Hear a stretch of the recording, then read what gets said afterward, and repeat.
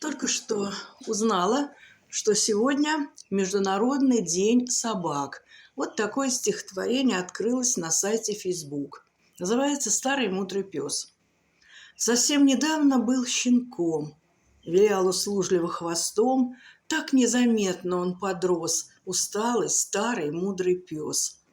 Уже и борода седая, похож он, сам того не зная, на мудреца, на человека, философа XVII века. Он душу, если нужно, исцелит, и пусть не так уж грозен его вид, когда с тобой он идет гулять, любого может за тебя порвать.